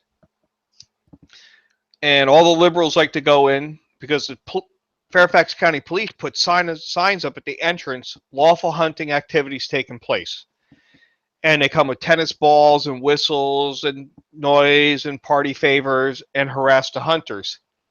So if somebody's using RC cars or drones to harass your livestock, there's probably a law against harassing livestock, because the game warden assigned to Fairfax County loves dragging these liberals out in handcuffs for interfering with a lawful hunt. He absolutely takes pleasure in it, because the guys who participate in this in the parks have to go to a special class. It's bow only. They got to let them know where they're at. So when these people come out banging pots and pans and throwing tennis balls at them and harassing them at the bottom of the tree stand, you know, they pass out the phone number to the game warden. The game warden hooks them up, calls local PD, and local PD's like, what do I do with them? Here's the charge. Code of Virginia, and they deal with it later. So that's the avenue I would pursue on RCs and drones harassing livestock and animals. There's probably a local ordinance that allows local law enforcement to put the kibosh on that shit real quick. Well, we live in deep Southwest Virginia, and if they would have, you know, if that would happen down this way, I think that the liberals would probably get shot. I mean, I'm being 100% honest. Like, if you go out to the woods and start doing that down here, I guarantee somebody would get shot. And they would probably drag you to a coal mine and drop you down a coal mine somewhere. Yeah, I know Bubba's got a different set of rules. I just want to bring up one thing. I don't want to keep talking about communications, but when I got into prepping and into, you know, this channel, I know there was and this is, I know comms agree with me. There were a lot of people, and there's still a lot of people, and I understand it. You know, they're talking about buying these radios, and then the shit hit the fan. Who gives a shit if you got a license or not or whatever? But the problem is, it could be a local shit hit the fan. It could be a short-term shit hit the fan. And that's why I got my license. So when I key this mic, I'm legal. So if this shit blows over in 6 months, I ain't got to worry about the FCC coming after my ass. Yep. It's all fun and games. The charges and indictments come later. I just wanted to say that, you know, because we didn't cover that. I just wanted to, you know, in a true Mad Max situation, sure. Yeah, who gives a shit then? But more than likely, it's going to be a local or a short term. It could be a long, big term thing, and then it wouldn't. But I'm trying to prepare for everything that could happen, might happen. And so if it's just a quick thing and I'm calling emergency services or trying to find out what the fuck's going on, I'm good. So that's why I went after it. And ham radio isn't the answer for everybody. I mean, a lot of the questions I get on my channel, you know, what do I do? And my answer is, what are your requirements? You know, if you got a situation kind of like Pops where you just need communications around a farm and you're not transmitting sensitive information where you need to worry about OPSEC, GMRS, FRS is fine. You can make it better by putting one of these Midland base stations in, putting an antenna up a little higher. You don't need to make your whole family go get licensed because you're just doing a immediate area kind of communications plan. Having a good scanner, a good receiver for SIGINT or intel collection or monitoring your situational awareness, always a great investment for preppers. Get a quality antenna. You know, that's a separate piece, but you should definitely try to maintain your situational awareness. But I always tell people it's 95% listening, keeping your mouth shut, knowing what's going on, and very little talking. And the answer is not always high power. If you could do it with 1/10 of a watt, less power is better because you're yelling softer. You know, more power, more people hear you. In an emergency, I don't want anybody hearing me but the person I want to talk to. You know, you wouldn't scream in a bar to the guy next to you when you want to whisper in his ear. Yeah, low power has its advantages. If you can get by with a little bit of power, low power. You know, don't broadcast your position, what you're doing. If you need high power, understand the difference between the two. Yeah, I don't know shit about radios, but all I can tell you is they make life a whole lot easier when you can. Everybody can be spread out, and you're all on the same frequency, and you can say, "Hey, lunch is ready." I mean, that's pretty awesome. I know that's simple. I know the radios that you got, Pops. You know, just hanging out with you and your family and stuff. Man, those things reach out a good bit. You know, just go to Walmart, buy radios, little walkie-talkies, whatever. For short range, shit, they work great. Yeah, they overdo the job they were intended for, which is good because we haven't had to replace them. You know, they're good. Matter of fact, we added 2 more, so now every family member's got a radio, which is really cool. Hey, Pops, check to see if there's a low power setting and see if it works. There's only an amplifier on the trigger, so like there's a normal, and then there's like a long key or something. Like if you're trying to, you know, I don't think there's an actual setting. These are the Motorola yellow weatherproof family style radio, 35-mile version. I would venture to say that if you looked in the manual, there's a low power setting, and if you can find it, test it. Oh, okay. Yeah, it might, and your batteries will last much longer. But if you can drop that radio down to 1/4 watt, and everybody can hear you, that's where you want to be. Yeah, okay. That's cool. I'll read into it. I'm not big on instruction booklets, but I'll give it a rip. Didn't mean to hijack this on you, TR. What's that? Didn't mean to hijack this on you. No, that's all right, man. Everybody out there in the audience is going along with it. I mean, it's hell. I got a prepper. I'm a prepper channel. There's nothing wrong with talking about communications. That's part of prepping. That's everybody should have at least, if nothing else, go to damn Walmart and get some freaking walkie-talkies. You know, the GMRS or whatever. I mean, something. And don't forget about CB radio. Keep an eye on Craigslist, eBay. If you get a CB radio at a yard sale for $10, buy it.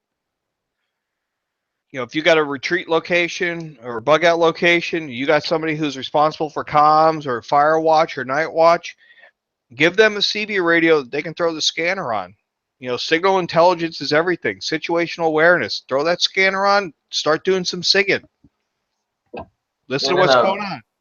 In a real bad situation, I mean, you'll get a lot of information from truckers. If you live anywhere close to an interstate, you know, you can get truckers all the way from, you know, miles and miles up and down the road, you know, that can get information relayed or. Well, and I look at it from the perspective too. If let's say you have a fairly intense S.H.T.F event, and now you have the opportunist, I like to call them the assholes, pilfering and grabbing shit. CB radio is going to be pretty prevalent in vehicles. So the morons of the world who are just turning on the comms for the first time in their lives to take advantage of good people, they're going to pretty much be on CB radio, every bubble pack radio from Walmart, and that's about the extent of it. Because I thought with like cell phones and all that I thought CBs were pretty much non-existent except for truckers. But look at all the trucks we have, Pops. If you're looting and stealing shit and hitting the cab of a truck, you're going to find a pack of cigarettes, an empty can of dip. Well, you think they'll really find, I mean, idiots like that, you really think they'll find value in a radio? Sure. I mean, I think they'll pilfer a change out of the freaking console before they'll even look at the radio for value. I mean, I don't know if people are that smart. I just don't know. I think a lot of people, their dad might have had a CB or something that's still in the garage or whatever. I think CBs will be pulled out of the closets. I got 2 of them myself. I got 2 base stations in my communication reloading room. Got two CBs, 2 ham radios, and not to mention about 3 of these damn things. I mean, I'm trying to cover my bases best I can, you know. Well, you know, if you don't get that HF radio up, TR, you're failing. But anyway, I know. You can turn on where I'm at. You can turn on CB any night of the week where I live and run through, you know, 4 or 5 different channels, and there are people talking every night of the week here. I'm just coming from the perspective, Pops, that as these morons start to get smart, they're behind the 8 ball and they're starting to master the learning curve. The stores aren't going to be open. They're going to grab what they can get their hands on. There's a lot of CB radios out there sitting in the cabs of trucks. And time frame, right? Like what, you know, how far are you into this? You know, like I think Pops might be right. In the first few days, people might not grab that except the odd one, but they may not have the wherewithal to actually set that up, you know, accurately and you know, and do something with it. But you know, give it a week, give it 2 for sure. You're going to start seeing stuff like that pop up more and more. It's in the situation. A CB is basically a ham radio. It's on the 11-meter band, and depending on the sun activity and stuff like that, you can bounce a signal off, and even if it ain't listening for thieves and whatever, you make it pick up information, what's going on in the next state and what's going on in the next 2 counties.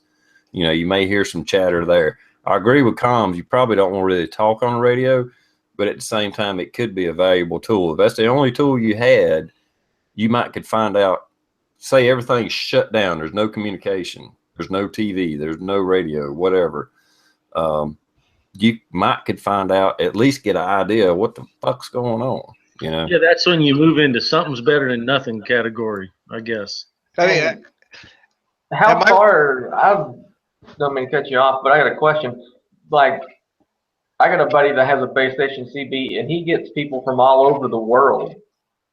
Like, like he can run through the channels with his antenna, and he can. I mean, you pick up people that don't even talk English all the time. How is that? Like, is it skipping all over the world? Well, when they put that wall up, that piece is going to be fixed. Now, CB radio is inconsistent. You'll get skip from overseas, Right. but it's infrequent, so it's undependable as what I call a prep. And I get a lot of criticism on my YouTube channel. You don't talk about CB radio, and you don't talk about the 10-meter band. Yeah, every now and then you can grab a 6-pack of beer and sit in front of your ham radio, and all of a sudden you're here in Africa on 10-meter band. But it won't happen for another 4 months again.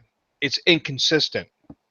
But I'm not saying or advocating for using CB radio operationally with a prepper group. I'm saying have one there for signal intelligence or SIGINT to monitor what's going on around you. Because the most popular radios, at least in the United States right now, are the bubble pack radios from Walmart, FRS and GMRS. Bar nothing. Everybody goes in and buys them. You can buy them in Hello Kitty, Snoopy, Donald Duck packages. They could be camo, tactical, but at the end of the day, it's the same frequencies. The second most prevalent radios out there in the consumer market are CB radios.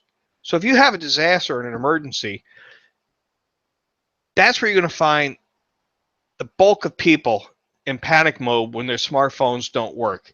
The preppers, the smarter ones, they're going to have some ham radio capability. They're going to have some HF or shortwave capability. But you're going to have groups and individuals, they're not talking. They're just listening. They're not going to ever hit that push to talk button because it's going to compromise their location, and they're never going to give up information. So having a CB radio is critical if you have any kind of location for an emergency, just for situational awareness. Put somebody in front of it and let them run the scanner on CB, FRS, GMRS, maybe MERS, because they took a couple of radios from work. You know, I knew a guy down at the loading dock, and there were 6 radios and a gang charger, and they grabbed them. That's where your bulk of your intel is going to come from in an emergency. If you want to dedicate somebody to go to the next level and start, observing the amateur radio bands, then fine. But that first level of radio communications is where all your intel is going to come from a radio perspective. Yeah, I got a funny little story. We was hiking up this is a little off topic, but you'll enjoy this. The Bartram Trail, I think it was up in North Carolina somewhere. We were up around 3,000 or so feet, and I had one of these little bitty $5 radios from Walmart, a little stretchable antenna. And late at night, we were sitting around us, drinking fire or whatever, and we were listening to a radio station from Cuba. That's no bullshit. I was like, holy crap, it's pretty cool. FM radio. It was either AM or FM. I can't remember. And another good thing to have is a shortwave radio, a receiver. $50 on Amazon for international news. That's great to have. Yeah. Just, where I'm at on my mountain, there's a couple of like-minded individuals. So people are assigned certain tasks. RF monitoring is one of those tasks. Sit in the shed, spin and grin. You're on radio watch. Not talking watch. You're on radio watch. Shortwave, FRS, GMRS, CB radio, MERS. Spectrum analyzer. It's like Firewatch. That's your thing. Kind of like Google Hangouts without your buddies. What's that? I said it's kind of like Google Hangout without your buddies. Yeah. No talking. Cup of coffee. Watch the spectrum. That's your job. Yeah. That would suck if nobody's talking, but it needs to be done. Yeah, but you know what? It'd be like you see that spike, and you've given that spike, the frequency, and you go, it's like, oh, there you are. How you doing again? Eventually you'd start to, especially if there was a frequent activity, you'd start to almost name these people. You know what I mean? Or these frequency spikes. You go, oh, there's Chad again. You know what I mean? What he's doing. I mean, if you're in a remote location, you heard a gunshot in the middle of the night, how would you respond? If you're in a remote location, you see a large RF signature or radio transmission. In my world, that's louder than a gunshot. That radio don't belong there.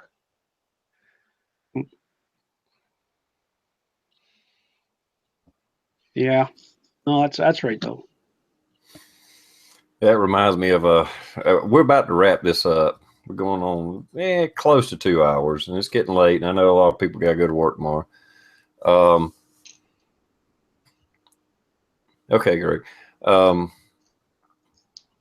There's I don't know if y'all seen it or not. I mean, it's a little bit crazy movie, but anyhow, it's an apocalypse movie, Postman. I don't know if anybody's ever seen that. Yeah. Yeah, of course. And there's a scene in it with the old guys in there with the old time ham radio, dialing the dial, listening if he can pick up anything. That when you was talking about that popped in my head. I call it spinning and grinning. Yeah. It's exactly it though. I mean, it worked the same way as the Postman, and how word will travel. It's going to be from radio, frequency area to radio frequency area. They'll just keep crossing over, and that's how you get information from the other if you didn't, have access to ham or whichever the case was. But go pretty quick.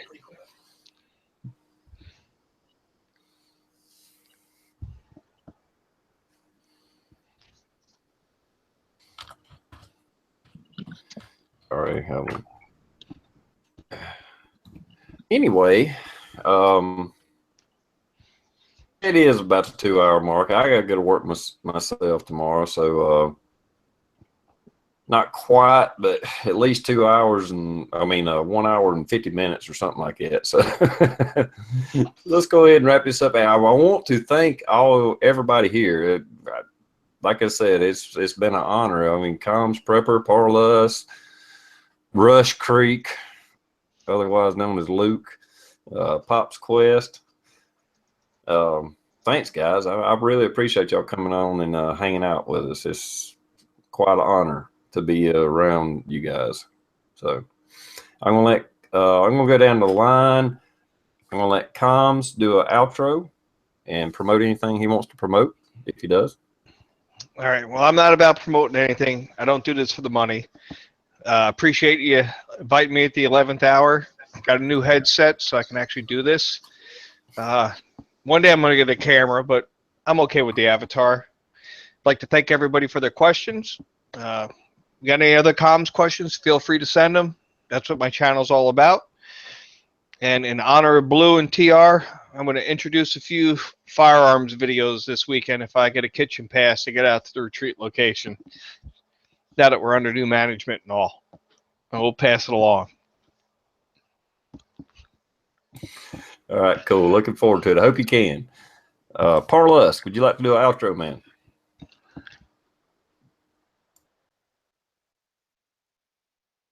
Sorry, my microphone's all screwed up. Yeah, Parlus, for those who don't know me, like I said in the last 4 episodes, I have an awesome new product coming out, and I'm going to push it as much as I can. So stay tuned within the next couple weeks and prepare to be amazed. Cool. Yeah, looking forward to. He hadn't even told us off the scenes what's coming up, but something cool is coming up, and we're looking forward to it. Pop's Quest, you'd like to do an outro? Yeah, he's coming out with the first left-handed smoke shifter. I'll just say, I hacked his website. I know exactly what it is. He's going to make $1 billion. Nothing to really talk about except that I appreciate you having me on, and Tuesday is always the best night to jump in here. So enjoyed all the comments out there that I saw. Sorry if I didn't see the ones I was supposed to see, but anyway, I'll make it out of Honduras eventually and back to the States and start doing a regular thing again. So thanks for having me. Well, thanks for hopping on, man. I appreciate it. And Rush Creek, the new channel. Go right ahead. Yeah, I appreciate that, TR. First and foremost, really, yeah, I'm with you. It is quite a privilege to be able to sit in with some really nice fellas. Like I said, we did tonight. You had a great crowd out there, so congrats on that, TR. It's really nice to be able to draw on those people and have discussions and then enjoy the dialogue. Lots to learn, which is really great. I have to apologize to you once again for giving you a little bit of a run around the last few chats, and some people coming in late maybe not know, but yeah, I have a new channel. My last channel got deleted about a year and a half ago. Just not sure what happened, and lost all the videos and of course all the subscribers and followers. So we're starting over again, and Rush Creek Survival should be a decent channel, and we're gonna have some fun with it. And so I'm enjoying that. But yeah, thanks for finally letting me sneak on. Appreciate it. Yeah. And that was just by chance. I was just, inviting people, and I was like, well, Luke's kind of been active here lately. Let me send him an invite. And then some assholes out there in the damn chat, put me on.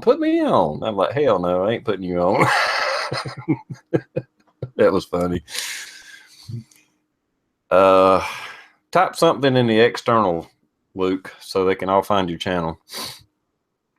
I know it's not as easy as it used to be, but you got to click on the little 3-dot thing to sub to somebody. So, but type something out there so they can find you real easy.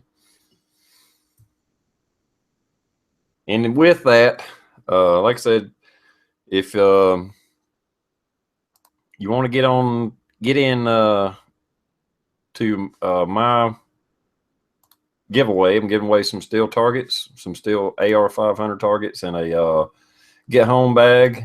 I'm doing a 4,000 sub appreciation giveaway. All you gotta do is make a video and tell me a gun story. I don't care what kind of story, just something to do with guns, period. I don't care what. It's not a contest, it's a giveaway. Your name will be put in a hat. So anyway, with that, later everybody.